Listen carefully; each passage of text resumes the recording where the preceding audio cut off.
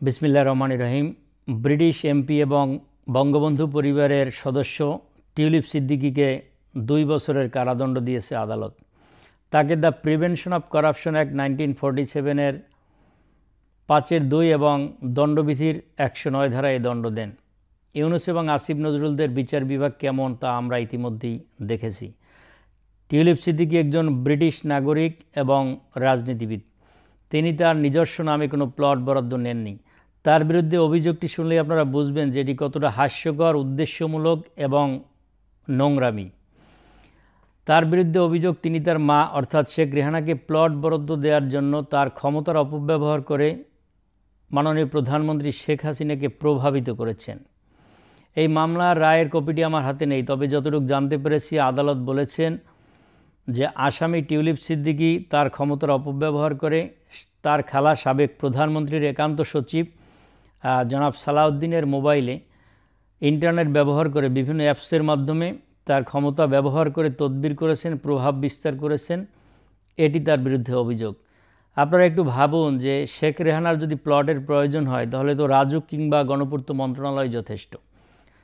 তারপরে যদি তার তদবিরের প্রয়োজন হয় তার আপন বোন মাননীয় প্রধানমন্ত্রীকে বললেই তো সেটা হয়, তো তার মেয়েকে দিয়ে তদবির করাতে হয় না। তর্কের খাতিরে ধরে নিলাম টিউলিপ সিদ্দিকী যদি তদবির করেন তাহলে কি তিনি তার খালা মাননীয় প্রধানমন্ত্রীর পিএসের মোবাইলে করবেন? এ ধরনের সস্তা নিকৃষ্ট গল্প বানানো ইউনূসগঞ্জদের নতুন নয়।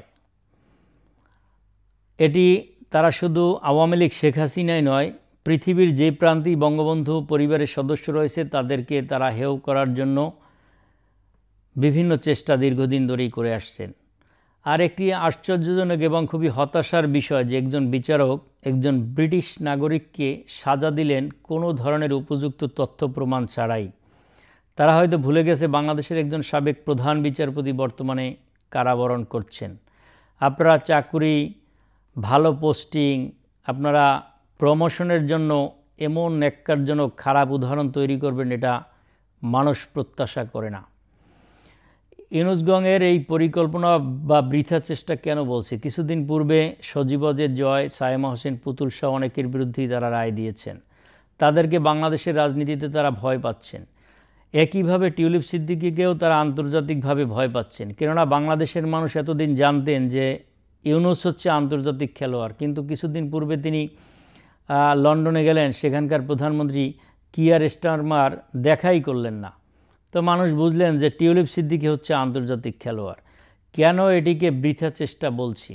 কিছুদিন পূর্বে মাননীয় প্রধানমন্ত্রীর বিরুদ্ধে একটি রায়, একতরফা রায় দেওয়া হলো, তার অনুপস্থিতিতে একটি রায় দেওয়া হলো।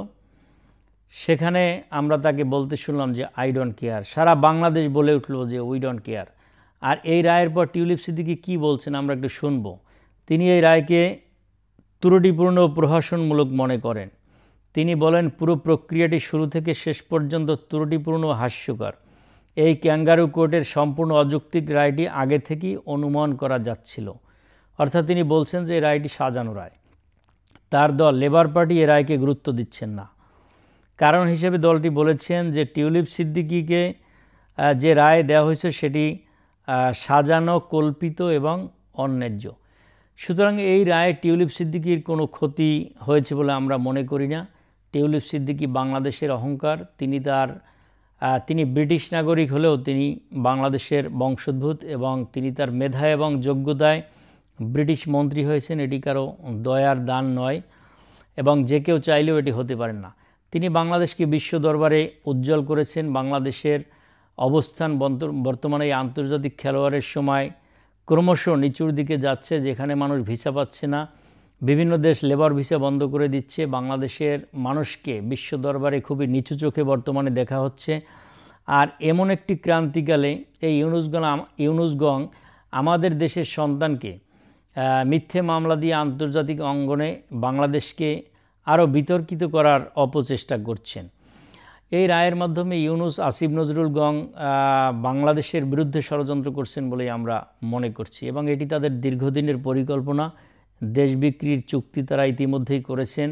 দীর্ঘদিন ধরে এই দেশ পশ্চিমাদের হাতে তুলে দেওয়ার যে অপচেষ্টা করছেন সেটি আমরা সকলে মিলে ইনশাআল্লাহ রুখে দেব। সবাইকে ধন্যবাদ। জয় বাংলা, জয় বঙ্গবন্ধু।